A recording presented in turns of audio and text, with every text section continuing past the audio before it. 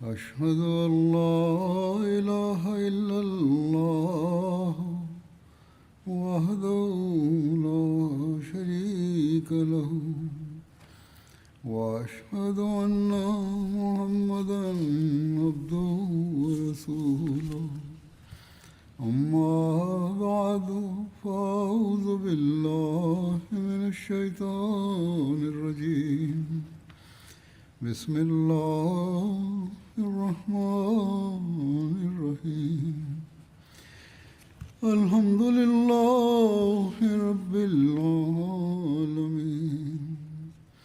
الرحمن الرحيم مالك يوم الدين إياك نعبد وإياك نستعين اهدنا الصراط المستقيم صراط الذين أنعمت عليهم غير المغضوب عليهم ولا الضالين. இன்றும் மக்கா வெற்றியின் சம்பவங்களை குறித்து மேற்கொண்டு விபரத்தை எடுத்துக் கூறுவேன். பெருமானா ஸல்லல்லாஹு அலைஹி வஸல்லம் அவர்கள் மக்காவில் தங்கிய கால அளவை குறித்து விபரத்தில் இவ்வாறு எடுத்துக் கூறப்பட்டுள்ளது. பெருமானா ஸல்லல்லாஹு அலைஹி வஸல்லம் அவர்கள் மக்காவுக்கு வருகை தந்து மக்காவை வெற்றி கொண்ட பிறகு அங்கு சில நாட்கள் தங்கியிருந்தார்கள். அந்த காலக்கெடு தொடர்பாக கருத்து வேறுபாடு காணப்படுகிறது. புகாரியில் ஹஸரத் இப்னு அப்பாஸ் அவர்களின் அறிவிப்பில் வருகிறது, பெருமானா ஸல்லல்லாஹு அலைஹி வஸல்லம் அவர்கள் மக்காவில் 19 நாட்கள் தங்கியிருந்தார்கள். அன்னார் 2 ரக்காத் தொழுவார்கள், அதாவது தொழுகையை கசர் செய்து தொழுவார்கள். சில அறிவிப்புகளில் 18 என்றும் 17 என்றும் 15 என்றும் குறிப்பிடப்பட்டுள்ளன. அல்லாமா இப்னு ஹஜர் அவர்கள் 19 நாட்கள் என்று வரும் அறிவிப்புக்கு முன்னுரிமை கொடுத்துள்ளார்கள்.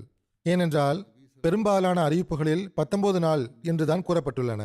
மற்ற அறிவிப்புகள் எவ்வாறு ஒன்று திரட்டப்பட்டுள்ளன என்றால், 19 நாட்கள் என்று கூறப்பட்டுள்ள அறிவிப்புகளில் மக்காவில் நுழைந்த நாளும் மக்காவை விட்டு புறப்பட்ட நாளும் சேர்க்கப்பட்டுள்ளன. எவர்கள் எல்லாம் 17 நாட்கள் என்று எடுத்துக் கூறியுள்ளார்களோ அவர்கள் வருகை தந்த நாளையும் புறப்பட்ட நாளையும் சேர்க்கவில்லை. எந்த அறிவிப்பாளர்கள் எல்லாம் 18 நாட்கள் என்று அறிவித்துள்ளார்களோ அவர்கள் அந்த 2 நாட்களில் ஒரு நாளை மட்டுமே சேர்த்துள்ளார்கள். ஆனால் 15 நாட்கள் என்று எடுத்துக் கூறியுள்ள அறிவிப்பாளர்கள் 17 நாள் என்று கூறப்பட்டுள்ள அறிவிப்பை கருத்தில் கொண்டவாறு அதுதான் அசல் காலக்கெடுவாகும், அதில் மக்காவில் நுழைந்த நாளையும் மக்காவை விட்டு புறப்பட்ட நாளையும் நாம் நீக்கினால் 15 நாட்கள் ஆகின்றது என்று எடுத்துக் கூறியுள்ளார்கள். சில மேற்கத்திய வரலாற்று ஆசிரியர்களும் கூட பெருமானா ஸல்லல்லாஹு அலைஹி வஸல்லம் அவர்களின் மக்கா வெற்றியை தம் நூல்களில் எழுதியுள்ளார்கள். வில்லியம் உயர் என்பவர் ஒரு மிகப்பெரிய பிரபலியமான மேற்கத்திய வரலாற்று ஆசிரியர் ஆவார். இவர் ஸ்காட்லாந்தை சார்ந்தவர் ஆவார். தி லைஃப் ஆஃப் முஹம்மது என்ற தன் நூலில் மக்கா வெற்றியை பற்றி எடுத்துரைத்தவாறு அதில் பெருமானா ஸல்லல்லாஹு அலைஹி வஸல்லம் அவர்களின் அழகிய முன்மாதிரியை எடுத்துரைத்தவாறு இவ்வாறு எழுதுகிறார். முஹம்மது ஸல்லல்லாஹு அலைஹி வஸல்லம் அவர்கள் கடந்த கால அனைத்து பழைய தவறுகளையும் மன்னிப்பது என்பது, அதாவது மக்களின் அனைத்து தவறுகளையும் மன்னிப்பது, மக்கள் கொடுத்த சிறிய பெரிய துன்பங்களை மன்னிப்பது என்பது உண்மையிலேயே அன்னாரின் சுய லாபத்திற்காகவே இருந்தது. இதை எழுதிய பிறகு அவர் உண்மையை ஒப்புக்கொள்ள வேண்டிய கட்டாயத்திற்கும் உள்ளாகியிருக்கிறார். அவர் கூறுகிறார், ஆனால் இதற்கு ஒரு மிகப்பெரிய மென்மையான உள்ளமும் வேண்டும். அவ்வாறு நடந்து கொண்டதன் பயன் அன்னாருக்கு தான் கிடைக்கவிருந்தது. அதாவது முஹம்மது ஸல்லல்லாஹு அலைஹி வஸல்லம் அவர்களின் சொந்த ஊரின் குடிமக்கள் அனைவரும் அன்னாருடன் சேர்ந்து கொண்டார்கள். அன்னாருடைய வருகையின் நோக்கத்தை முழுமையான மன மகிழ்ச்சியுடனும் தெளிவான கொள்கை பிடிப்புடனும் தமதாக்கி கொண்டார்கள். அதற்கு சில வாரங்களுக்கு பிறகு நாம் காண்பது என்னவென்றால், அவர்களிலிருந்து 2000 பேர் அன்னாருக்கு 2 புறங்களிலும் நின்றவாறு மிகவும் நன்றி உணர்வுடன் அன்னாருக்காக போர் செய்வதற்கும் ஆயத்தமாகிவிட்டார்கள். இவ்வாறே வில்லியம் மோன்ட்காமரி என்பவர் எழுதுகிறார். இவரும் ஸ்காட்டிஷை சார்ந்த ஒரு மேற்கத்திய வரலாற்று ஆசிரியர் ஆவார். இவர் இஸ்லாத்திற்கு எதிராகவும் கண்ணியத்திற்குரிய நபி ஸல்லல்லாஹு அலைஹி வஸல்லம் அவர்களுக்கு எதிராகவும் தம் நூலில் மிக கடுமையான விஷயங்களை பேசியிருக்கிறார். ஆனால் முஹம்மது அட் மதீனா என்ற தன் நூலில் இவ்வாறு எழுதியிருக்கிறார். அதனுடைய மொழியாக்கத்தை நான் எடுத்து வைக்கிறேன். இதற்கு முன்பும் கூட நான் மொழியாக்கத்தை தான் எடுத்து வைத்தேன். அவர் கூறுகிறார், மக்கத்து தலைவர்கள் முஸ்லிம்களாக ஆக வேண்டும் என்று கட்டாயப்படுத்தப்படவில்லை. இதை அவரே ஒப்புக்கொள்கிறார். தொடர்ந்து எழுதுகிறார், இந்த தலைவர்களும் மற்ற எவ்வளவோ மக்களும் குஃப்ரில் தான் நிலைத்திருந்தார்கள்.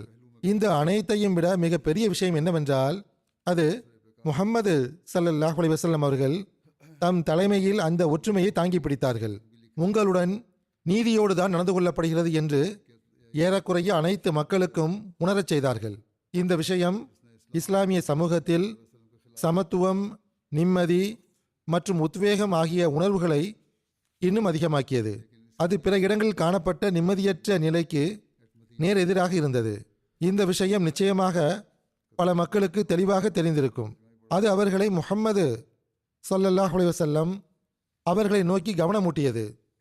இந்த அனைத்திலும் ஒரு விஷயம் கண்டிப்பாக தாக்கத்தை ஏற்படுத்தக்கூடியதாக இருந்தது.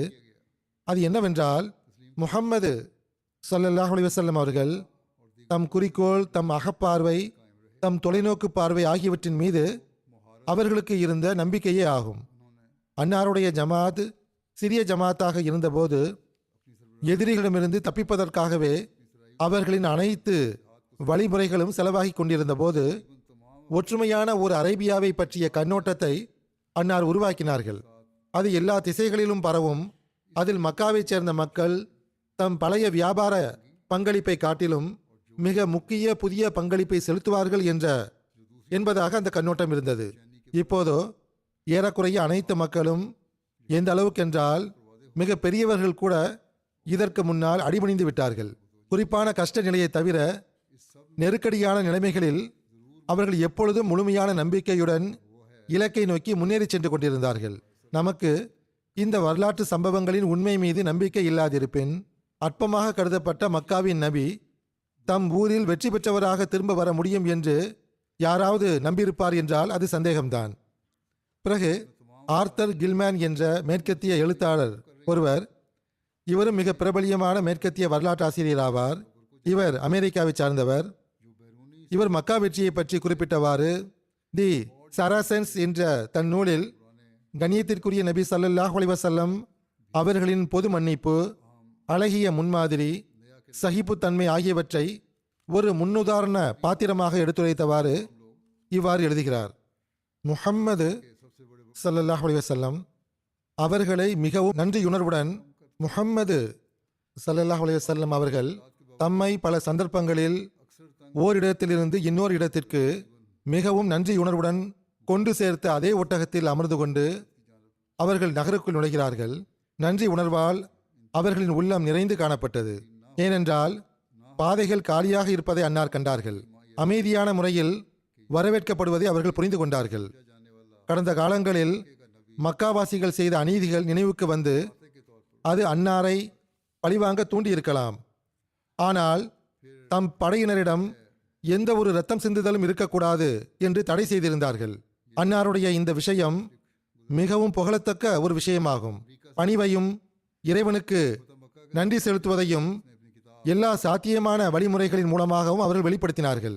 இதற்கு பிறகு அந்த எழுத்தாளர் காலித் பின் வலீத் அவர்களின் சம்பவத்தை எடுத்து கூறியவாறு எழுதுகிறார். அது ஏற்கனவே கூறப்பட்டு விட்டது. அவர் கூறுகிறார், ஓரிடத்தில் காலித் அவர்கள் அதிகாரத்தை கொண்டு எதிர்த்தார்கள் என்பது உண்மைதான். ஆனால் அதை முஹம்மது ஸல்லல்லாஹு அலைஹி வஸல்லம் அவர்கள் கடுமையாக வெறுத்தார்கள். நபி ஸல்லல்லாஹு அலைஹி வஸல்லம் அவர்கள் செய்த முதல் வேலை சிலைகளை விட்டு காபாவை தூய்மையாக்கியதுதான். அதற்கு பிறகு அவர்கள் பாங்கு சொல்லக்கூடியவரை அழைத்து காபாவின் மேலே நின்று தொழுகைக்காக அழைக்குமாறு கட்டளையிட்டார்கள். பிறகு அறிவிப்பு செய்யக்கூடிய ஒருவரை அனுப்பி ஒவ்வொருவரும் தம்மிடத்தில் இருக்கும் சிலைகளை உடைத்து விடுமாறு அறிவிக்க செய்தார்கள். பிறகு எழுதுகிறார், பல்வேறு சந்தர்ப்பங்களில் மிகவும் மிருகத்தனமான முறையில் நடந்து கொண்ட 10 அல்லது 12 பேருக்கு தண்டனை கொடுக்க வேண்டும் என்று கட்டளையிடப்பட்டிருந்தது. அதில் 4 பேருக்கு அங்கு மரண தண்டனை கொடுக்கப்பட்டது. ஆனால் இந்த நடைமுறையை நான் மற்ற வெற்றியாளர்களின் நடைமுறையோடு ஒப்பிட்டு பார்க்கும்போது இது மிகவும் அதிக மனித தன்மையுடன் நிறைந்து இருப்பதாக கருதுகிறேன். சிலுவைவாசிகளின் அநீதிகளை பற்றி குறிப்பிட்டவாறு மேற்கொண்டு எழுதுகிறார், 1099ஆம் ஆண்டில் ஜெருசலேம் கைப்பற்றப்பட்ட போது 70,000 முஸ்லிம் ஆண்களும் பெண்களும் ஆதரவற்ற குழந்தைகளும் அப்போது மரணத்தின் குழியில் தள்ளப்பட்டார்கள். அதேபோன்று 1874இல் ஆப்பிரிக்காவில் கோல்டு கோஸ்டில், தற்போது அதனுடைய பெயர் கானாவாகும், ஒரு தலைநகரம் எரிக்கப்பட்டது. இவற்றோடு ஒப்பிட்டு பார்க்கும்போது முஹம்மது ஸல்லல்லாஹு அலைஹி வஸல்லம் அவர்களின் வெற்றி உண்மையிலேயே மார்க்கத்தின் வெற்றியாக இருந்ததே ஒழிய அது அரசியல் வெற்றியாக இருக்கவில்லை. எல்லா விதத்திலும் தம் தனிப்பட்ட கண்ணியம் குறித்த விஷயங்களை அவர்கள் மறுத்தார்கள். அரசாங்க பாவனைகளின் அனைத்து வழிமுறைகளையும் விட்டு தவிர்த்து கொண்டார்கள். மக்காவின் ஆணவம் கொண்ட அனைத்து தலைவர்களும் அவருக்கு முன்னால் கொண்டு வரப்பட்ட போது, நீங்கள் என்னிடமிருந்து இன்று எதை எதிர்பார்க்கிறீர்கள் என்று கேட்டார்கள். அதற்கு அவர்கள், தாராள மனப்பான்மை கொண்ட எங்களது சகோதரரே, கருணையை எதிர்பார்க்கிறோம் என்று கூறினார்கள். அதற்கு முஹம்மது ஸல்லல்லாஹு அலைஹி வஸல்லம் அவர்கள், அப்படி என்றால் அவ்வாறே நிகழட்டும், நீங்கள் அனைவரும் சுதந்திரமானவர்கள் ஆவீர்கள் என்று கூறினார்கள். பிறகு ரூத் கிரன்ஸ்டன் என்ற மேற்கத்திய வரலாற்று ஆசிரியர் ஒருவர் இருக்கிறார். இவரும் அமெரிக்காவை சார்ந்தவர்தான். மக்கா வெற்றியை குறிப்பிட்டவாறு வேர்ல்டு ஃபெய்த் எனும் தன் நூலில் எழுதியிருக்கிறார். இவர் பெண்மணி ஆவார். இவர் கூறுகிறார், 630ஆம் ஆண்டின் தொடக்கத்தில் ஒரு நாள் என்ன நிகழ்ந்தது என்றால், 10 ஆண்டுகளுக்கு முன்பு கற்களால் அடித்து இந்த நகரத்தில் இருந்து வெளியேற்றப்பட்டு கேலிக்கு ஆளாக்கப்பட்ட அந்த மனிதர் இப்போது தனது 10,000 அனுபவமிக்க வீரர்களுடன் மக்கா நகரத்திற்குள் நுழைகிறார். யாரையும் கொல்ல வேண்டாம் என்றும் நகரவாசிகளிடம் இரக்கத்துடன் நடந்து கொள்ள வேண்டும் என்றும் முஹம்மது ஸல்லல்லாஹு அலைஹி வஸல்லம் அவர்கள் கட்டளையிட்டிருந்தார். ஆனால் மக்காவாசிகள் கொடுத்த அனைத்து வாக்குறுதிகள், உறுதிமொழிகள் இருந்த போதிலும் அம்மக்களின் வீரர்கள் மீது தாக்குதல் நடத்தப்பட்டது. அப்போது நபி ஸல்லல்லாஹு அலைஹி வஸல்லம் அவர்களின் படைகளின் தளபதியாக காலிது இருந்தார். அப்போது அவர் முஸ்லீமாக ஆகியிருந்தார். அவர் கடுமையான முறையில் பதிலடி கொடுத்து கொண்டிருந்தார். நபி ஸல்லல்லாஹு அலைஹி வஸல்லம் அவர்கள் காலித் அவர்களை அந்த நடவடிக்கையிலிருந்து தடுப்பது கடினமான விஷயமாக இருந்தது. எவ்வாறு இருப்பினும் இந்த எழுத்தாளர் இவ்விஷயத்தில் மிகைப்படுத்தி எழுதியிருக்கிறார். மக்காவாசிகள் சார்பாக எந்த உறுதிமொழியும் கொடுக்கப்பட்டிருக்கவில்லை. மக்காவாசிகள் தான் முதலில் தாக்கினார்கள். எப்படி இருந்தாலும் அவர்களிடத்தில் உள்ள மார்க்க துவேஷம் எங்கேயாவது வெளிப்பட்டு விடுகிறது. பிறகு அவர் எழுதுகிறார், 2 முஸ்லிம்களும் 28 மக்காவாசிகளும் கொல்லப்பட்டார்கள். இப்படிப்பட்ட ஒரு நேரத்தில், இப்படிப்பட்ட ஒரு சந்தர்ப்பத்தில் வேறு எந்த தலைவரும் தலைமையேற்றிருந்தால் எவ்வளவு கொலையும் அழிவும் ஏற்பட்டிருக்கும் என்று கற்பனை செய்து பாருங்கள். பிறகு இங்கே மீண்டும் உண்மையை கூற வேண்டிய கட்டாயத்திற்கு அந்த எழுத்தாளர் ஆகியிருக்கிறார். அவர் எழுதுகிறார், முஸ்லிம் படை நகரை கைப்பற்றியதும் முஹம்மது ஸல்லல்லாஹு அலைஹி வஸல்லம் அவர்கள் தமது உடையை மாற்றி வெள்ளை நிற இஹ்ராமை அணிந்தார்கள். அன்னார் ஹஜ்ஜுக்காக நிர்ணயிக்கப்பட்ட சடங்குகளை நிறைவேற்றினார்கள். காபாவை 7 முறை தவாப் செய்தார்கள். பிறகு அன்னார் தமது மற்ற தோழர்களை அழைத்தார்கள். அவர்கள் எப்படிப்பட்ட தோழர்கள் என்றால், அன்னாருடைய நோக்கத்திற்காக மீண்டும் மீண்டும் தம் உயிரை பணயம் வைத்து தியாகம் செய்தவர்களாவார்கள். அவர்கள் இந்த மகத்தான நாளிலும் வாழ்க்கையின் மிக முக்கியமான இந்த சந்தர்ப்பத்திலும் தம்முடன் துணையாக நிற்க வேண்டும் என்று விரும்பினார்கள். ஹுபுல் சிலை உட்பட ஒவ்வொரு சிலையாக மொத்தம் 360 சிலைகள் காபாவில் இருந்து அகற்றப்பட்டு உடைக்கப்பட்டன.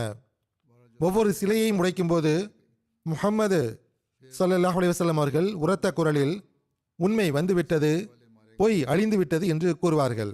பிறகு கேரன் ஆம்ஸ்டாங் என்பவர் இருக்கிறார். இவரும் ஒரு நல்ல மேற்கத்திய வரலாற்று ஆசிரியை ஆவார். பொதுவாக மிகவும் நீதியுடன் எழுதுபவர். இவர் 1944 பிறந்தார். இங்கிலாந்தின் ஒரு புகழ்பெற்ற அறிஞரும் எழுத்தாளரும் ஆவார். மதங்களுக்கு இடையிலான ஒப்பீட்டு ஆய்வுகள் குறித்த தம் எழுத்துக்களுக்காக இவர் புகழ்பெற்று விளங்குகிறார். இவர் தம் நூலான முஹம்மது எ பயோகிராஃபி ஆஃப் த ப்ராஃபட்டில் மக்கா வெற்றியை குறித்து இவ்வாறு எழுதியுள்ளார். நபி ஸல்லல்லாஹு அலைஹி வஸல்லம் அவர்களுக்கு ரத்தம் சிந்த வைப்பதன் மூலமாக பழிவாங்கும் எண்ணம் எதுவும் இருக்கவில்லை. இஸ்லாத்தை ஏற்றுக்கொள்ளும்படி யாரும் கட்டாயப்படுத்தப்படவில்லை. எவர் மீதும் எந்த அழுத்தமும் கொடுக்கப்பட்டதாகவும் தெரியவில்லை. முஹம்மது ஸல்லல்லாஹு அலைஹி வஸல்லம் அவர்கள் மக்களை கட்டாயப்படுத்த விரும்பவில்லை. மாறாக அவர்களிடையே அமைதி மற்றும் நல்லிணக்கத்தை ஏற்படுத்த விரும்பினார்கள். நபி ஸல்லல்லாஹு அலைஹி வஸல்லம் அவர்கள் குறைஷிகளை துன்புறுத்த வேண்டும் என்பதற்காக மக்காவுக்கு வரவில்லை. மாறாக அந்த மக்களுக்கு உதவாததாக நிரூபணமான அவர்களின் மதத்தை முடிவுக்கு கொண்டு வர வந்தார்கள். மக்கா வெற்றியின் மூலம் முஹம்மது ஸல்லல்லாஹு அலைஹி வஸல்லம் அவர்கள் நுபுவத்துடைய தம் வாதத்தின் உண்மையை நிரூபித்தார்கள். இந்த வெற்றி எந்தவித இரத்தம் சிந்துதலும் இல்லாமல் கிடைத்தது.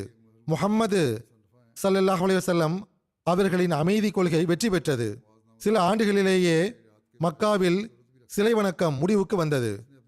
இக்ரிமா மற்றும் சுஹைல் போன்ற மிக கடுமையான எதிரிகள் கூட களப்பற்ற உத்வேகம் நிறைந்த முஸ்லிம்களாக மாறிப்போனார்கள்.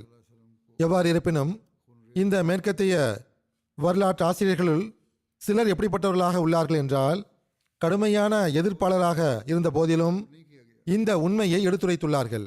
உண்மையை ஒப்புக்கொள்ள வேண்டிய கட்டாயத்திற்கு உள்ளாகியிருக்கிறார்கள். அவர்களால் வேறு எதுவும் செய்ய முடியவில்லை. மக்கா வெற்றி தொடர்பாக இன்னும் சில சம்பவங்களும் உள்ளன. அப்துல்லா பின் சாத் பின் அபி சர்ஹ் அவர்களின் பாவ மன்னிப்பு கோரிய சம்பவம் வருகிறது. இதை குறித்து எழுதப்பட்டுள்ளதாவது, அவர் முன்பு இஸ்லாத்தை ஏற்றுக்கொண்டிருந்தார், வஹி எழுதக்கூடியவராகவும் இருந்தார். பிறகு அவர் இஸ்லாத்தில் இருந்து விலகி மீண்டும் திரும்பிச் சென்று விட்டார். அவருக்கும் மரண தண்டனை விதிக்கப்பட்டது என்றும் எழுதப்பட்டுள்ளது. மக்கா வெற்றி கொள்ளப்பட்ட போது இவர் ஹசரத் உஸ்மான் பின் அஃபான் அவர்களின் வீட்டில் ஒளிந்து கொண்டார். இவர் ஹசரத் உஸ்மான் அவர்களுக்கு பால்குடி சகோதரர் ஆவார். ஹசரத் உஸ்மான் அவர்கள் இவரை ஹசரத் நபி ஸல்லல்லாஹு அலைஹி வஸல்லம் அவர்களின் முன் கொண்டு வந்து, அல்லாஹ்வின் தூதர் அவர்களே, அப்துல்லாவின் பையத்தை ஏற்றுக்கொள்ளுங்கள் என்று வேண்டினார்கள். ஹசரத் நபி ஸல்லல்லாஹு அலைஹி வஸல்லம் அவர்கள் நீண்ட நேரம் வரை மௌனமாக இருந்து பின்னர் அவரது பையத்தை ஏற்றுக்கொண்டார்கள். அப்துல்லா பின் அபி சர்ஹ் திரும்பிச் சென்றதும் இதை பற்றி எழுதக்கூடிய அறிவிப்பாளர்கள் எழுதியிருப்பது என்னவென்றால், ஹசரத் நபி ஸல்லல்லாஹு அலைஹி வஸல்லம் அவர்கள் சஹாபிகளை பார்த்து, உங்களில் யாராவது ஒருவர் எழுந்து இவரை விரைவாக கொன்றுவிட வேண்டும் என்பதற்காகவே நான் சிறிது நேரம் மௌனமாக இருந்தேன் என்று கூறினார்கள். அதற்கு சஹாபிகள், அல்லாஹ்வின் தூதர் அவர்களே, தாங்கள் எங்களுக்கு சைகையாக ஏன் தெரிவிக்கவில்லை என்று கேட்டார்கள். அதற்கு ஹசரத் நபி ஸல்லல்லாஹு அலைஹி வஸல்லம் அவர்கள், ஒரு நபி கொலை செய்வதற்காக சைகை செய்ய மாட்டார் என்று கூறினார்கள். சில அறிவிப்புகளில் ஒரு நபி கண்களால் துரோகம் செய்யலாகாது என்ற வார்த்தைகள் உள்ளன. எவ்வாறு இருப்பினும் இந்த அறிவிப்பும் இதுபோன்ற ஒத்த அறிவிப்புகளும் சில வரலாற்று நூல்களில் இருப்பதால் அதை நான் எடுத்து வைக்கிறேன். ஆனால் இவை அனைத்தும் சந்தேகத்திற்குரியவையாக உள்ளன என்பதை கவனத்தில் கொள்ள வேண்டும். ஹசரத் நபி ஸல்லல்லாஹு அலைஹி வஸல்லம் அவர்களின் முன்மாதிரியும் அன்னாருடைய பொறுமையும் இவை அனைத்தும் போலியாக உருவாக்கப்பட்ட அறிவிப்புகள் என்பதையே நிரூபிக்கின்றன. எவ்வாறு இருப்பினும் ஹதீஸ் நூலான சுனன் நசாயில் இந்த அறிவிப்பு இவ்வாறு உள்ளது. மக்கா வெற்றியின் போது அப்துல்லா பின் சாத் ஹசரத் உஸ்மான் அவர்களின் வீட்டில் ஒளிந்து கொண்டார். பிறகு பொது பையத் அறிவிக்கப்பட்ட போது ஹசரத் உஸ்மான் அவர்கள் அப்துல்லாவை அழைத்து அப்துல்லாவின் பையத்தை ஏற்றுக்கொள்ளுங்கள் என்று வேண்டினார்கள். ஹசரத் நபி ஸல்லல்லாஹு அலைஹி வஸல்லம் அவர்கள் தனது அருளுக்குரிய தலையை உயர்த்தி அவரை பார்த்தார்கள். இவ்வாறு 3 முறை செய்தார்கள். பிறகு மறுத்துவிட்டார்கள். இவ்வாறு 3 முறை செய்த பிறகு அவரது பையத்தை ஏற்றுக்கொண்டார்கள். அதன் பிறகு சஹாபிகளை பார்த்து, நான் பையத் வாங்காததை கண்டபோது உங்களில் எந்த புத்திசாலியாவது எழுந்து அவரை கொன்றுவிடவில்லையா என்று கேட்டார்கள். அதற்கு சஹாபிகள், அல்லாஹ்வின் தூதர் அவர்களே, தங்கள் உள்ளத்தில் என்ன உள்ளது என்று எங்களுக்கு எப்படி தெரியும்? தாங்கள் ஏன் எங்களுக்கு கண் அசைக்கவில்லை என்று கேட்டார்கள். ஹசரத் நபி ஸல்லல்லாஹு அலைஹி வஸல்லம் அவர்கள் கூறினார்கள், ஒரு நபி கண்களால் துரோகம் செய்வது அவரது மகிமைக்கு பொருத்தமானதல்ல. இது நசாயியின் அறிவிப்பாகும். ஆனால் இந்த அறிவிப்பு சரியானதாக இருக்க வேண்டும் என்று நம்ப வேண்டிய அவசியமில்லை. இந்த அறிவிப்பு சுனன் அபுதாவுதிலும் உள்ளது. அத்துடன் சுனன் அபுதாவுதில் இதை தவிர வேறு ஒரு அறிவிப்பும் உள்ளது. ஆனால் அந்த அறிவிப்பில் கொலை போன்ற விஷயங்கள் குறிப்பிடப்படவில்லை. அந்த அறிவிப்பில் இவ்வாறு வருகிறது. ஹசரத் இப்னு அப்பாஸ் அவர்கள் அறிவிக்கிறார்கள், அப்துல்லா பின் சாத் பின் அபி சர்ஹ் என்பவர் ஹசரத் ரசூலுல்லாஹ் ஸல்லல்லாஹு அலைஹி வஸல்லம் அவர்களின் எழுத்தாளராக இருந்தார். ஷைத்தான் அவரை வழிதவரச் செய்தான். அவர் காஃபிர்களுடன் சேர்ந்து கொண்டார். மக்கா வெற்றியின் நாளில் ஹசரத் ரசூலுல்லாஹ் ஸல்லல்லாஹு அலைஹி வஸல்லம் அவர்கள் அவரை கொல்ல உத்தரவிட்டார்கள். ஹசரத் உஸ்மான் பின் அஃபான் அவர்கள் அவருக்கு அடைக்கலம் கேட்டார்கள். அதன் பெயரில் ஹசரத் ரசூலுல்லாஹ் ஸல்லல்லாஹு அலைஹி வஸல்லம் அவர்கள் அவருக்கு அடைக்கலம் கொடுத்தார்கள். இங்கு அப்துல்லா பின் சாத் தொடர்பான இத்தகைய அறிவிப்புகள் குறித்து தெளிவு பெற வேண்டிய விஷயம் என்னவென்றால், நான் முன்பும் கூறியது போல் இந்த அறிவிப்பு எந்த ஹதீஸ் நூல்களில் வந்துள்ளதோ அதன் சனது, அதாவது அறிவிப்பாளர் சங்கிலி குறித்து ஆய்வு மேற்கொள்ளப்பட்ட போது அது சனது ரீதியாக பலவீனமானது என்று தெரிய வந்துள்ளது. ஏன் கண் அசைக்கவில்லை என்று கேட்பது, பெருமானார் ஸல்லல்லாஹு அலைஹி வஸல்லம் அவர்கள் நான் மௌனமாக இருந்தேன் என்று கூறுவது ஆகியவை எப்படிப்பட்ட விஷயங்கள் என்றால், பெருமானார் ஸல்லல்லாஹு அலைஹி வஸல்லம் அவர்கள் மன்னராக இருந்தார்கள். அன்னார் தெளிவாக கூறியிருக்க முடியும். எவ்வாறு இருப்பினும் கவனிக்க வேண்டிய மற்றொரு முக்கியமான விஷயம் என்னவென்றால், இஸ்லாத்தில் முர்த்தது ஆனால் எந்த தண்டனையும் கிடையாது. எனவே அப்துல்லா பின் சாது முர்த்தத் ஆகிவிட்டார், ஆகவே அவருக்கு மரண தண்டனை விதிக்கப்பட்டது என்று கூறுவது சரியானதாக இருக்க முடியாது. இது மட்டுமின்றி இன்னொரு விஷயமும் கவனிக்கத்தக்கதாக உள்ளது. அது என்னவென்றால், நான் ஏற்கனவே கூறியது போல் இந்த சம்பவத்தின் விளக்கத்தில் கூறப்பட்ட விவரங்கள் ஹஸரத் நபி ஸல்லல்லாஹு அலைஹி வஸல்லம் அவர்களின் கண்ணியத்திற்கு முரணாக தென்படுகின்றன. ஹஸரத் நபி ஸல்லல்லாஹு அலைஹி வஸல்லம் அவர்களோ அந்நாளில் அல்லாஹ்வின் கஃபார், சத்தார், ரஹீம், கரீம் ஆகிய பண்புகளின் முழுமையான வெளிப்பாடாக தென்பட்டார்கள். அதாவது மன்னிப்பவன், மறைப்பவன், இரக்கம் காட்டுபவன், கருணை காட்டுபவன் ஆகிய பண்புகளின் முழுமையான வெளிப்பாடாக தென்பட்டார்கள். மன்னிப்பு கேட்டு பிறகு அன்னாரால் மன்னிக்கப்படாத எந்த ஒரு நபரும் அங்கு தென்படவில்லை. அவர் மரண தண்டனை விதிக்கப்பட்டவராக இருந்தாலும் சரியே. இந்த ஹதீஸ் புகாரி மற்றும் முஸ்லிம் ஆகிய ஹதீஸ் நூல்களிலும் கூட இடம்பெறவில்லை. மேலும் இந்த அறிவிப்பு ஹதீஸின் உண்மைத்தன்மைக்கு முரணாக தோன்றுகிறது. ஏனென்றால் ஹஸரத் நபி ஸல்லல்லாஹு அலைஹி வஸல்லம் அவர்கள் ஒரு வெற்றி பெற்ற தளபதியாகவும் இருந்தார்கள். யாரையாவது கொல்ல கட்டளையிட வேண்டிய அவசியம் இருந்திருந்தால் யாருக்கும் பயப்பட வேண்டிய அவசியம் கிடையாது. சைகையோ அல்லது கண்ணசைப்போ எதற்கு தேவைப்பட்டது? ஹஸரத் உஸ்மான் அவர்கள் அப்துல்லாவை அழைத்து வந்தபோது, இல்லை, இவரது குற்றங்கள் மன்னிக்க முடியாதவை என்று தெளிவாக கூறியிருக்கலாம். அந்த நாட்களில் பனு மக்சூம் குலத்தைச் சேர்ந்த ஒரு பெண்ணின் திருட்டு வழக்கம் ஹஸரத் நபி ஸல்லல்லாஹு அலைஹி வஸல்லம் அவர்களின் முன்னிலையில் கொண்டு வரப்பட்டது. அந்த பெண்ணுக்காக பெரிய பரிந்துரைகளும் செய்யப்பட்டன. ஹஸரத் உம்மு சல்மா மற்றும் ஹஸரத் உசாமா பின் ஜைத் ஆகியோர் அந்த பெண்ணுக்காக பரிந்துரை செய்தார்கள். ஆனால் ஹஸரத் நபி ஸல்லல்லாஹு அலைஹி வஸல்லம் அவர்கள் அனைத்து பரிந்துரைகளையும் நிராகரித்துவிட்டு கையை வெட்டும் தண்டனையை உறுதி செய்தார்கள். ஆகவே ஹஸரத் அப்துல்லா பின் சாதின் குற்றம் மிகவும் கடுமையானதாக இருந்திருந்தால் அவரது மன்னிப்பிற்கு இடமில்லை என்று தெளிவாக கூறியிருக்கலாம். ஆனால் அதற்கு பதிலாக பொதுவான ஒழுக்க நெறிகளுக்கும் பொதுவான மரபுகளுக்கும் முரணான ஒரு செயலை ஹஸரத் நபி ஸல்லல்லாஹு அலைஹி வஸல்லம் அவர்களோடு தொடர்புபடுத்துவது ஏற்கத்தக்கதல்ல. அதாவது அவர் பையத் செய்வதற்கு வந்தபோது நவுதுபில்லா அந்த இடைப்பட்ட நேரத்தில் யாராவது அவரை விரைவாக கொன்றுவிட வேண்டும் என்பதற்காக ஹஸரத் நபி ஸல்லல்லாஹு அலைஹி வஸல்லம் அவர்கள் மௌனமாக இருந்தார்கள் என்றும், சஹாபிகள் அவ்வாறு செய்யாத போது அன்னார் அவர்களிடம் ஏன் கொலை செய்யவில்லை என்று விசாரித்தார்கள் என்றும், சஹாபிகள் அன்னாரிடம் தாங்கள் கண்களால் சைகை செய்திருக்கலாமே என்று கூறியபோது நபியின் கண் துரோகம் செய்யாது, ஆகவே கண்களால் சைகை செய்யவில்லை என்று அன்னார் கூறினார்கள் என்றும் கூறுவது ஏற்கத்தக்கதல்ல. அதாவது யாராவது அவரை கொன்றிருக்க வேண்டுமே என்பதுதான் ஹஸரத் நபி ஸல்லல்லாஹு அலைஹி வஸல்லம் அவர்களின் மன விருப்பமாக இருந்தது. ஆனால் அன்னார் சைகை செய்யவில்லை என்று நிரூபிக்க விரும்புகிறார்கள். நவுதுபில்லா. இந்த அறிவிப்பின் அமைப்பே இந்த சம்பவத்தை மறுக்கிறது. இத்தகைய ஒரு விஷயம் ஹஸரத் நபி ஸல்லல்லாஹு அலைஹி வஸல்லம் அவர்களுடன் தொடர்புபடுத்தி பேசுவதை விட்டும் அன்னாருடைய கண்ணியம் மிகவும் உயர்ந்ததும் மேன்மையானதும் ஆகும். ஹஸரத் நபி ஸல்லல்லாஹு அலைஹி வஸல்லம் அவர்கள் அல்லாஹ்வின் கட்டளைகளை நிலைநாட்டுவதில் ஒரு மலையைப் போல் உறுதியாக இருந்தார்கள். யாரையும் பொருட்படுத்த மாட்டார்கள். ஆனால் மன்னிப்பு மற்றும் கருணையின் போது பட்டு போல மென்மையாகவும் மிருதுவாகவும் ஆகிவிடுவார்கள். அவர்களுக்கு எந்தவிதமான கவலையும் சஞ்சலமும் இருந்ததில்லை. எனவே அப்துல்லா பின் சாதின் பையத் தொடர்பான இத்தகைய அறிவிப்புகள் சந்தேகத்திற்குரியவை ஆகும். சில வரலாற்று ஆசிரியர்களும் வாழ்க்கை வரலாறு எழுதுபவர்களும் இவற்றை ஏற்க மறுத்துள்ளனர். ஹஸரத் முஸ்லிம் மவ்ஊத் ரலியல்லாஹு அன்ஹு அவர்கள் சூரத்துல் மோமினூன் உடைய 15ஆம் வசனத்தின் விளக்க உரையின் போது இந்த சம்பவத்தை பற்றி இவ்வாறு குறிப்பிடுகிறார்கள். இந்த வசனத்துடன் ஒரு வரலாற்று சம்பவம் தொடர்புடையது. அதை இங்கே விவரிப்பது அவசியமானதாக தோன்றுகிறது. ஹஸரத் ரசூலே கரீம் ஸல்லல்லாஹு அலைஹி வஸல்லம் அவர்களுக்கு அப்துல்லா பின் அபி சர்ஹ் என்ற ஒரு வஹி எழுதுபவர் இருந்தார். அன்னார் மீது ஏதேனும் வஹி இறங்கும் போது அவரை அழைத்து எழுதச் சொல்வார்கள்.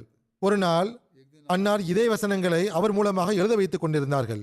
சும்ம அன்ஷஅனாஹு ஹல்கன் ஆகர், அதாவது பின்னர் அதை நாம் மற்றொரு படைப்பாக வளர்ச்சியடை செய்தோம் என்ற வசனத்தை அடைந்தபோது அந்த நபருடைய வாயிலிருந்து தன்னிச்சையாக ஃபதபாரக்கல்லாஹு அஹ்சனுல் ஹாலிகீன், அதாவது படைப்போருள் மிகச் சிறந்தவனாகிய அல்லாஹ் மிக்க அருளுக்குரியவனாவான் என்று வெளிப்பட்டது.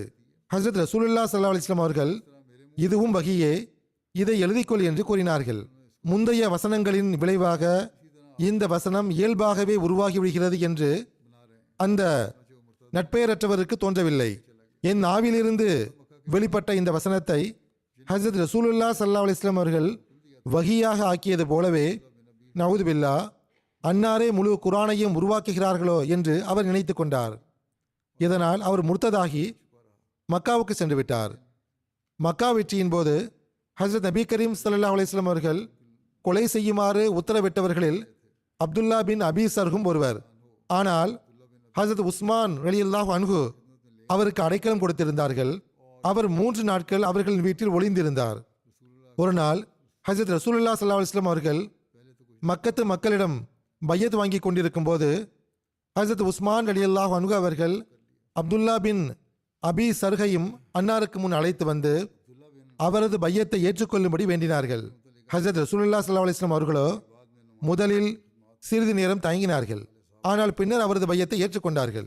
இவ்வாறு அவர் மீண்டும் இஸ்லாத்தை ஏற்றுக்கொண்டார் என்று அவரை குறித்து இவ்வாறு எழுதப்பட்டுள்ளது. அப்துல்லா பின் அபி சர்ஹ் அவர்கள் பிற்காலத்தில் இஸ்லாமிய தொண்டுகளை செய்த முக்கிய சஹாபிகளில் ஒருவராக கருதப்பட்டார் என்று அவர்களை குறித்து வருகிறது. எகிப்தின் ஆளுநராகவும் இருந்தார்கள். ஆப்பிரிக்காவின் ஒரு பகுதியை கைப்பற்றியவர்கள்.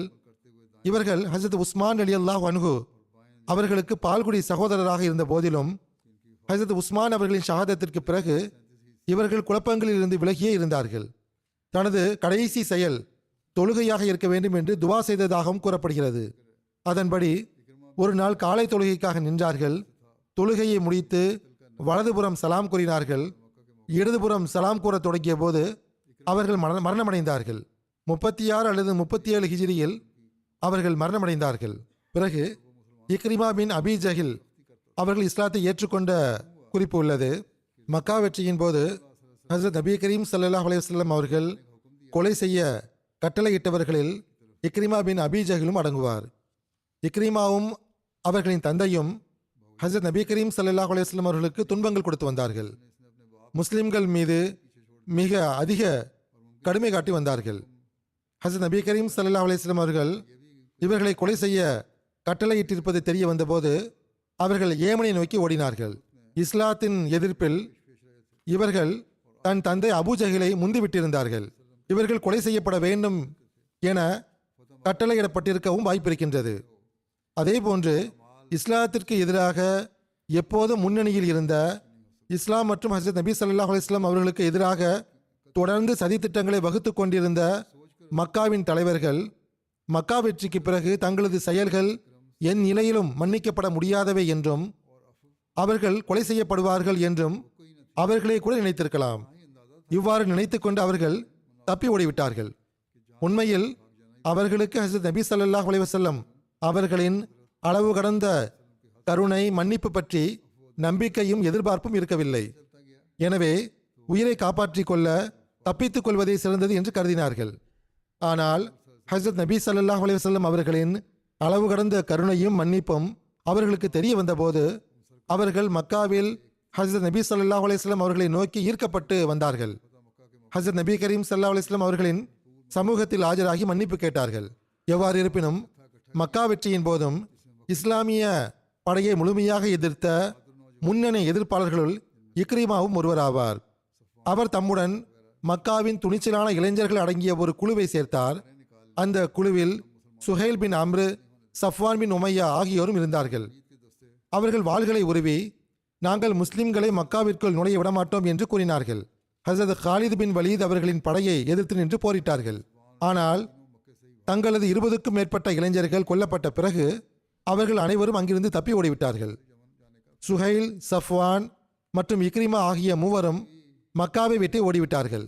வரலாற்று ரீதியிலான அறிவிப்பின் அடிப்படையில் பார்க்கும்போது இக்ரிமா அவர்கள் கடல் மார்க்கமாக ஏமன் செல்ல தீர்மானித்திருந்தார்கள். அவர்களின் மனைவி உம்மே Hakeem bin Harith bin Hisham இவர்கள் குறைஷிய தலைவருடைய மகளாக இருந்தார்கள். அவர் ஹிந்த் பின் உத்பா மற்றும் பிற கணியத்திற்குரிய பெண்களுடன் மக்கா வெற்றியின் போது ஒன்று சேர்ந்து பைய செய்திருந்தார். தம் கணவர் இக்ரிமா உயிருக்கு அஞ்சி ஏமன் நோக்கி தப்பிவிடுவதை அவர் அறிந்ததும் ஹசரத் நபி கரீம் ஸல்லல்லாஹு அலைஹி வஸல்லம் அவர்களின் சமூகத்தில் ஆஜராகி, இக்ரிமாவை கொல்ல தாங்கள் கட்டளையிடுவீர்கள் என்று அவர் அஞ்சுகிறார், தாங்கள் அவருக்கு அடைக்கலம் அளியுங்கள் என்று வேண்டினார். இதை கேட்டவுடன் ஹசரத் நபி ஸல்லல்லாஹு அலைஹி வஸல்லம் அவர்கள் அவர் அடைக்கலத்தில் இருக்கிறார் என்று கூறினார்கள். அவர் தன் அடிமையை அழைத்துக் கொண்டு ஜித்தாவை நோக்கி புறப்பட்டார். அவர் இக்ரிமாவை கடற்கரையில் கண்டார். அவர் ஒரு படகில் ஏற எண்ணியிருந்தார். இன்னொரு கூற்றுப்படி அவர் படகில் ஏறிய பிறகு இக்ரிமாவை அவர் சந்தித்தார். என் சச்சாவின் மகனே, நான் உங்களிடம் மக்களில் அனைவரையும் இணைப்பவர், மக்களில் அனைவரையும் விட சிறந்தவர், மக்களில் அனைவரையும் விட நன்மையை விரும்புவோராகிய ஒருவரிடமிருந்து வந்திருக்கின்றேன். நீங்கள் உங்கள் உயிரை அழிவில் போடாதீர்கள், ஏனென்றால் நான் உங்களுக்கு பாதுகாப்பு தேடியிருக்கிறேன் என்று கூறி அவரை நிறுத்தினார். இதை கேட்டு இக்ரிமா தம் மனைவியுடன் திரும்பி வந்தார். அவர் இஸ்லாத்தை ஏற்றுக்கொண்டார். மேலும் அவரது இஸ்லாம் மிகவும் அழகானதாக இருந்தது. அறிவிப்பில் வருகிறது, இக்ரிமா ஹஜரத் ரசூலுல்லாஹ் ஸல்லல்லாஹு அலைஹி வஸல்லம் அவர்களின் சமூகத்தில் ஆஜரான போது, முஹம்மது ஸல்லல்லாஹு அலைஹி வஸல்லம் அவர்களே, எனது மனைவி நீங்கள் எனக்கு அடைக்கலம் அளித்ததாக கூறினார். அதாவது நான் குஃபுர் நிலையில் இருக்கும்போது மக்காவில் வாழ அனுமதி அளித்தீர்கள் என்று கூறினார். அதாவது நான் முஸ்லீமாக ஆக வேண்டிய கட்டாயம் இல்லை என்று கூறினார் என்று இக்ரிமா கேட்டபோது ஹஜரத் நபி ஸல்லல்லாஹு அலைஹி வஸல்லம் அவர்கள், நீர் உண்மையை கூறினீர், நிச்சயமாக நீர் பாதுகாப்பில் இருக்கிறீர் என்று கூறினார்கள். இதை கேட்டதும் இக்ரிமா, அல்லாஹ்வை தவிர வணக்கத்திற்குரியவன் யாரும் இல்லை, அவன் ஒருவனே, அவனுக்கு நிகரானவன் எவனும் இல்லை, தாங்கள் அவனது அடியாரும் அவனது தூதரும் ஆவீர்கள் என்று நான் சாட்சி கூறுகிறேன் என்றார். அவர் வெட்கி தலை குனிந்தார். பிறகு ஹஜரத் நபி கரீம் ஸல்லல்லாஹு அலைஹி வஸல்லம் அவர்கள் இக்ரிமாவை பார்த்து, இக்ரிமாவே, இன்று நீங்கள் என்னிடம் எதை கேட்டாலும் அதற்கான ஆற்றல் இருக்கும் என்றால் நிச்சயமாக அதை உமக்கு வழங்குவேன் என்றார்கள். அதற்கு இக்ரிமான், நான் தங்களுடன் கொண்ட எல்லா பகையையும் மன்னிக்குமாறு அல்லாஹ்விடம் துவா கேளுங்கள் என்றார். அதற்கு ஹஜரத் நபி கரீம் ஸல்லல்லாஹு அலைஹி வஸல்லம் அவர்கள் இவ்வாறு துவா செய்தார்கள்: அல்லாஹ்வே, இக்ரிமா என்னுடன் கொண்ட எல்லா பகையையும் மன்னிப்பாயாக, அவர் என்னை பற்றி பேசிய எல்லா தீய விஷயங்களையும் மன்னிப்பாயாக. பிறகு ஹஜரத் நபி ஸல்லல்லாஹு அலைஹி வஸல்லம் அவர்கள் மிகவும் மகிழ்ச்சி அடைந்த நிலையில் தம் போர்வையை அவர் மீது போர்த்தி, ஈமான் கொண்ட நிலையிலும் ஹிஜ்ரத் செய்த நிலையிலும் எம்மிடம் வந்தவருக்கு நல்வரவு என்று கூறினார்கள். இக்ரிமா ஈமான் கொண்டதன் மூலம் ஒரு முன்னறிவிப்பு நிறைவேறியதாகவும் குறிப்பு காணப்படுகிறது. ஹஜரத் முஸ்லிம் மௌத் ரலியல்லாஹு அன்ஹு அவர்கள் இவ்வாறு கூறுகிறார்கள்: இக்ரிமா நம்பிக்கை கொண்டதனால் ஹஜரத் நபிகள் நாயகம் ஸல்லல்லாஹு அலைஹி வஸல்லம் அவர்கள் பல ஆண்டுகளுக்கு முன்பே தம் சஹாபிகளிடம் கூறிய ஒரு முன்னறிவிப்பு நிறைவேறிற்று. அவர்கள் கூறிய அந்த முன்னறிவிப்பாவது, நான் ஒரு கனவு கண்டேன். அந்த கனவில் நான் சொர்க்கத்தில் இருக்கிறேன். அங்கு திராட்சை குலை ஒன்றை கண்டேன். இது யாருக்கு என்று மக்களிடம் கேட்டேன். இது அபூஜஹிலுக்கு என்று பதிலளிக்கக்கூடிய ஒருவர் கூறினார். இது எனக்கு வியப்பை அளித்தது. நம்பிக்கை கொண்டவர்களை தவிர வேறு எவரும் சொர்க்கத்தில் நுழைவதில்லையே. அப்படி இருக்க நம்பிக்கை கொள்ளாத அபூஜஹிலுக்கு எவ்வாறு சொர்க்கத்தில் திராட்சை வழங்கப்படவிருக்கிறது என்று எண்ணினேன். இக்ரிமா நம்பிக்கை கொண்டதும் ஹஜரத் நபி நாயகம் ஸல்லல்லாஹு அலைஹி வஸல்லம் அவர்கள் அந்த திராட்சை குலை இக்ரிமாவுக்குரியதாகும் என்று கூறினார்கள். மகனுடைய பெயருக்கு பதிலாக தந்தையின் பெயரை இறைவன் கூறியுள்ளான். கனவுகளில் பெரும்பாலும் இவ்வாறு காட்டப்படுவதுண்டு. பிறகு ஹப்பார் பின் அஸ்வது தப்பி ஓடியதை பற்றியும் பின்னர் இஸ்லாத்தை ஏற்றுக்கொண்டது பற்றியும் குறிப்பு காணப்படுகிறது. அவர் அறியாமை காலத்தில் சிறந்த சொற்பொழிவாளராகவும் ஹஜரத் நபி கரீம் ஸல்லல்லாஹு அலைஹி வஸல்லம் அவர்களுக்கு எதிராக மக்களை திரட்டியவராகவும் மிகவும் மோசமான குணமுடையவராகவும் இருந்தார் என்று எழுதப்பட்டுள்ளது. ஹஜரத் நபி கரீம் ஸல்லல்லாஹு அலைஹி வஸல்லம் அவர்களின் மகள் ஹஜரத் ஜைனப் அவர்கள் மதீனாவுக்கு ஹிஜ்ரத் செய்த போது அவர் கர்ப்பமாக இருந்தார்.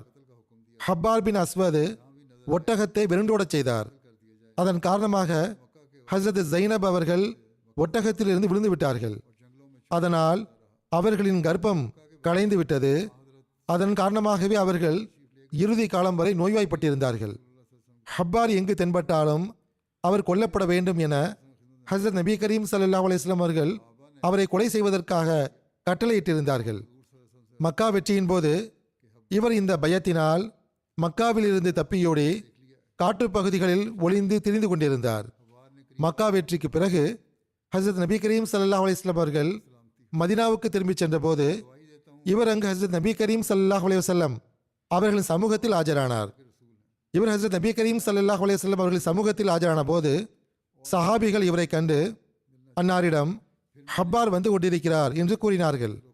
அதற்கு அன்னார், ஆம், நான் பார்த்து விட்டேன், அவரை ஒன்றும் செய்யாதீர்கள் என்று கூறினார்கள். ஹப்பார் நெருங்கி வந்து, அல்லாஹ்வின் தூதர் அவர்களே, உங்கள் மீது சலாம் உண்டாகட்டும். அல்லாஹ்வை தவிர வணக்கத்திற்குரியவன் வேறு யாரும் கிடையாது என்றும் தாங்கள் அல்லாஹ்வின் தூதர் என்றும் நான் சாட்சி கூறுகிறேன். நான் தங்களை விட்டு ஓடி அனைத்து பகுதிகளிலும் திரிந்தேன். நான் அரபியர் அல்லாதவர்களுடன் கூட சேர விரும்பினேன். பிறகு தாங்கள் வரம்பு மீறியவர்களுடன் காட்டும் உங்களின் சிறப்பு தன்மையையும் பெருந்தன்மையையும் நன்மையையும் மன்னிப்பையும் நான் நினைவு கூர்ந்தேன். அல்லாஹ்வின் தூதர் அவர்களே, நாங்கள் முஷ்ரிக்குகளாக இருந்தோம். அல்லாஹ் தங்கள் மூலம் எங்களுக்கு நேர்வழி வழங்கினான், அழிவில் இருந்து காப்பாற்றினான். என் அத்துமீறல்களையும் என்னிடமிருந்து தங்களுக்கு வந்தடைந்த துன்பங்களையும் மன்னியுங்கள். எனது மோசமான நடத்தையையும் பாவங்களையும் நான் ஒப்புக்கொள்கிறேன் என்று கூறினார். அறிவிப்பாளர் கூறுகிறார், நான் அப்போது ஹஜ்ரத் நபி கரீம் ஸல்லல்லாஹு அலைஹி வஸல்லம் அவர்களை பார்த்து கொண்டிருந்தேன். ஹப்பாரின் மன்னிப்பு கோரலுக்கு பிறகு வெட்கத்தின் காரணமாக அன்னார் தலையை தாழ்த்தி அமர்ந்திருந்தார்கள். நான் உன்னை மன்னித்து விட்டேன், இஸ்லாம் அதற்கு முந்தைய பாவங்களை மன்னித்து விடுகிறது என்று கூறினார்கள். ஹஜ்ரத் முஸ்லிம் மௌத் ரலியல்லாஹு அன்ஹு அவர்களும் இந்த சம்பவத்தை பற்றி எழுதியுள்ளார்கள். அன்னார் கூறுகிறார்கள், மரண தண்டனை வழங்கப்பட வேண்டும் என்று விதிக்கப்பட்டவர்களுள் ஹஜ்ரத் நபி நாயகம் ஸல்லல்லாஹு அலைஹி வஸல்லம் அவர்களின் மகள் ஹஜ்ரத் ஜைனப் அவர்களின் மரணத்திற்கு காரணமாக இருந்த ஹப்பார் என்பவரும் ஒருவராவார். ஹஜ்ரத் ஜைனப் அவர்கள் அமர்ந்து சென்ற ஒட்டகத்தின் தொட்டில் கயிற்றை அவர் துண்டித்ததால் அவர்கள் அதிலிருந்து கீழே விழுந்தார்கள். இதனால் அவர்களின் கர்ப்பம் கலைந்து போயிற்று. அடுத்த சில நாட்களுக்கு பிறகு அவர்கள் மரணமடைந்து விட்டார்கள். அவருடைய மற்ற குற்றங்களுடன் இந்த குற்றமும் சேர்ந்து கொண்டது. ஆகவே மரண தண்டனைக்குரியவராக அவர் ஆகியிருந்தார். இந்த நபரும் ஹஜ்ரத் நபி நாயகம் ஸல்லல்லாஹு அலைஹி வஸல்லம் அவர்களிடம் வந்து, அல்லாஹ்வின் தூதர் அவர்களே, நான் தங்களை விட்டு வெறுண்டோடி ஈரானுக்கு சென்று கொண்டிருந்தேன். அப்போது இறைவன் தனது நபியின் மூலம் இணை வைக்கும் எங்கள் எண்ணங்களை அகற்றி ஆன்மீக அழிவில் இருந்து எங்களை காப்பாற்றி விட்டான். எனவே நான் மற்றவர்களிடம் செல்வதற்கு பதிலாக அவரிடமே சென்று நான் செய்த பாவங்களை ஒப்புக்கொண்டு அவரிடம் மன்னிப்பு கோர வேண்டும் என்று என் மனம் கூறியது என்றார். இதை கேட்ட ஹஜ்ரத் நபி நாயகம் ஸல்லல்லாஹு அலைஹி வஸல்லம் அவர்கள், ஹப்பாரே, இறைவன் உங்களுடைய உள்ளத்தில் இஸ்லாத்தின் மீது நேசத்தை ஏற்படுத்தி இருக்கும்போது நான் ஏன் உங்கள் பாவங்களை மன்னிக்க கூடாது? நிச்சயமாக நான் உங்களை மன்னித்து விட்டேன். நீங்கள் இதற்கு முன் செய்த குற்றங்களை எல்லாம் இஸ்லாம் அழித்து விட்டது என்றார்கள். ஆக இவரை கூட அன்னார் மன்னித்து விட்டார்கள். ஆனால் அப்துல்லாஹை பற்றி கூறப்படும் போது ஹஜ்ரத் நபி கரீம் ஸல்லல்லாஹு அலைஹி வஸல்லம் அவர்கள் ஏன் எந்த சைகையும் செய்யவில்லை என்று சஹாபிகள் கேட்டதாக நம்பப்படுகிறது. எவ்வாறு இருப்பினும் காபின் ஜுஹைர் பின் அபி அஸ்லமி என்ற இன்னொருவரும் இருந்தார். ஹிஜ்ரி 7 காபும் அவரது சகோதரர் புஜைரும் அப்ரக் என்ற இடத்திற்கு வந்தார்கள். இது பஸ்ராவில் இருந்து மதினாவிற்கு செல்லும் பாதையில் பனு அசது இனத்தவரின் கிணறு ஆகும். புஜைர் அங்கிருந்து மதினாவுக்கு சென்று இஸ்லாத்தை ஏற்றுக்கொண்டார். அதனால் அவரது சகோதரர் காப் மிகவும் கோபப்படைந்தார். அவர் அவதூறு கவிதைகளை எழுதினார். பொதுவான அறிவிப்புகளின்படி பார்க்கும்போது ஹஜ்ரத் ரசூலுல்லாஹி ஸல்லல்லாஹு அலைஹி வஸல்லம் அவர்கள் இந்த அவதூறு கவிதைகளின் காரணமாக காபை கொல்லும்படி கட்டளையிட்டதாக தெரிகிறது. ஆனால் உண்மையான விஷயம் இது மட்டும் கிடையாது. மாறாக காபும் அவருடைய சகோதரர் புஜைரும் ஹஜ்ரத் ரசூலுல்லாஹி ஸல்லல்லாஹு அலைஹி வஸல்லம் அவர்களுக்கு தீங்கு விளைவிக்க அல்லது அன்னாரை கொல்ல சதி செய்திருந்தனர் என்றும் சில சான்றுகளிலிருந்து தெரிய வருகிறது. இந்த நோக்கத்தின் காரணமாகத்தான் காபு மதினாவில் இருந்து விலகி தொலைவில் தங்கியிருந்து தனது சகோதரரை மதினாவிற்கு அனுப்பினார். ஆனால் புஜைர் இஸ்லாத்தை ஏற்றுக்கொண்டார். தனது சகோதரன் இஸ்லாத்தை ஏற்றுக்கொண்ட செய்தி காபிற்கு தெரிந்ததும் அவர் மிகவும் கோபமடைந்தார். அதன் பிறகு ஹஜ்ரத் ரசூலுல்லாஹி ஸல்லல்லாஹு அலைஹி வஸல்லம் அவர்கள் தாயிஃபில் இருந்து திரும்பி வந்து கொண்டிருந்த போது, அதற்கு பிறகு ஹஜ்ரத் ரசூலுல்லாஹி ஸல்லல்லாஹு அலைஹி வஸல்லம் அவர்கள் தாயிஃபில் இருந்து திரும்பி வந்து கொண்டிருந்த போது புஜைர் தனது சகோதரர் காபின் ஜுஹைருக்கு ஒரு கடிதம் எழுதினார். அதில் ஹஜ்ரத் ரசூலுல்லாஹி ஸல்லல்லாஹு அலைஹி வஸல்லம் அவர்களின் சமூகத்தில் வந்து தன் தவறுகளுக்கு மன்னிப்பு கோரி தௌபா செய்யுமாறு கேட்டுக்கொண்டார். ஏனென்றால் தௌபா செய்து அன்னாரிடம் வந்து சேரும் ஒவ்வொருவரையும் அன்னார் மன்னித்து விடுகிறார்கள் என்று எழுதியிருந்தார். இறுதியில் காபிற்கு ஹஜ்ரத் ரசூலுல்லாஹி ஸல்லல்லாஹு அலைஹி வஸல்லம் அவர்களின் சமூகத்தில் வருவதை தவிர வேறு வழி இருக்கவில்லை. எனவே காபு ஒரு கவிதையை எழுதினார்.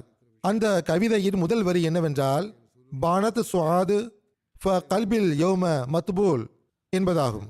அதாவது, சுஆது என்னை விட்டு பிரிந்து விட்டால் துக்கத்தின் மிகுதியால் என் இதயம் துண்டுகளானது. இதற்கு பிறகு காபின் ஜுஹைர் புறப்பட்டு மதினா வந்து சேர்ந்தார். அங்கு தமக்கு தெரிந்த ஒருவர் வீட்டில் தங்கினார்.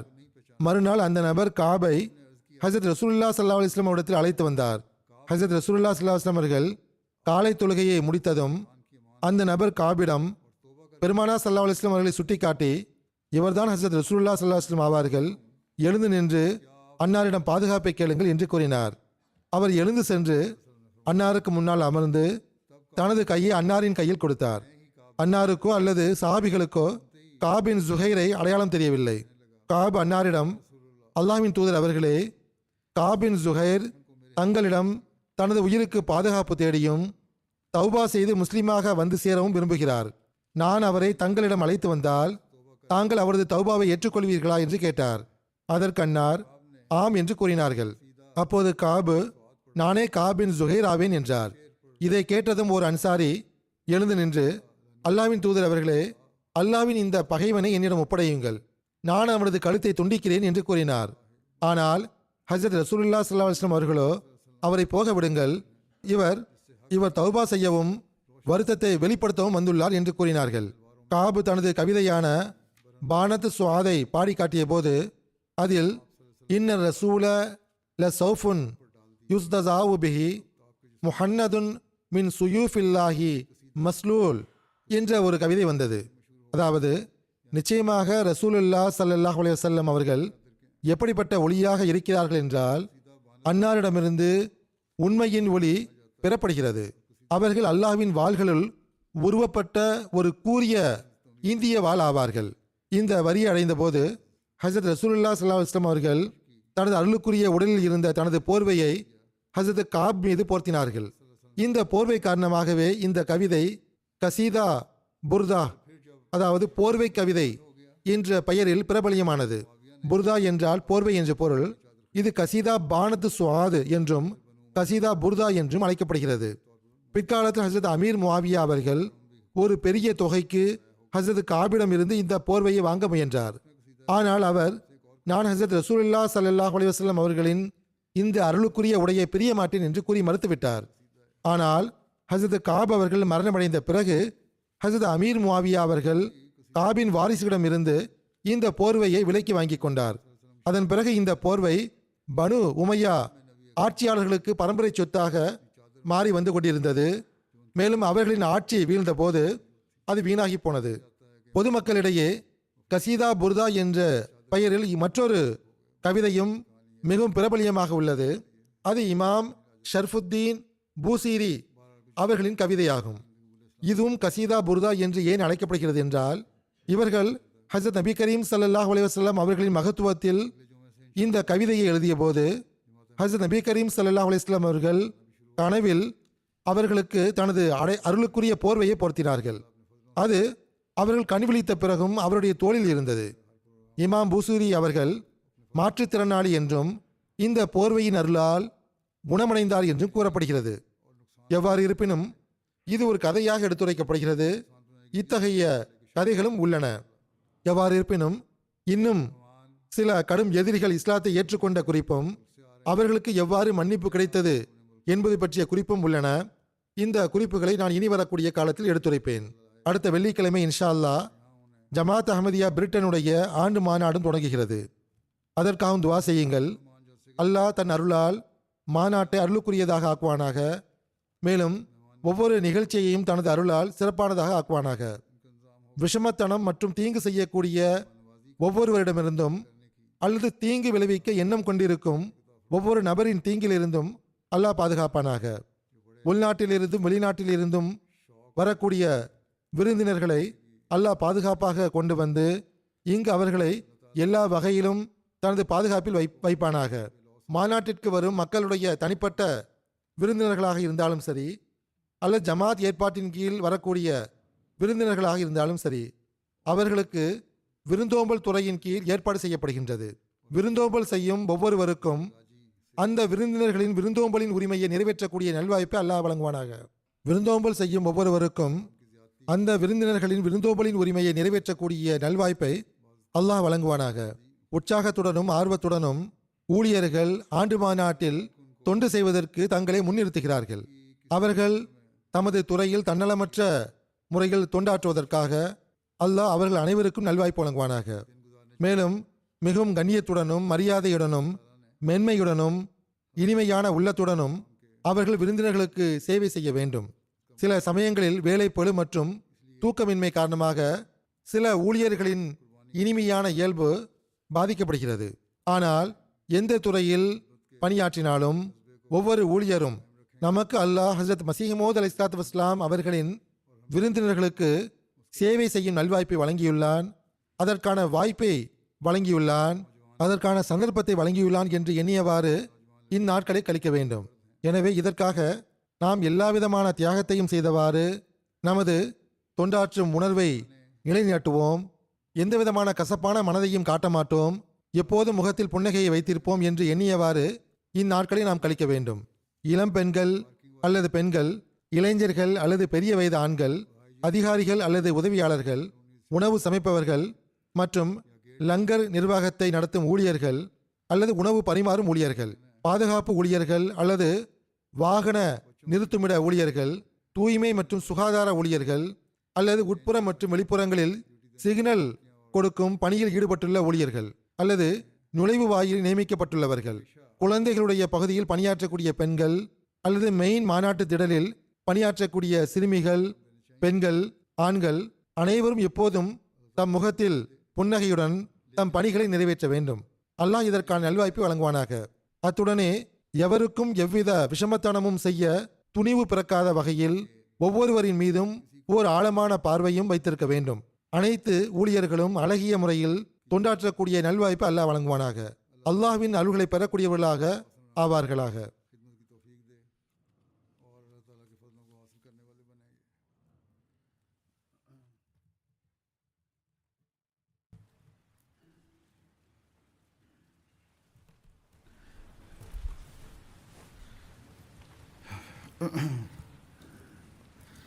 الحمد لله نحمده ونستعينه ونستغفره ونؤمن به ونتوكل عليه ونعوذ بالله من شرور أنفسنا ومن سيئات أعمالنا.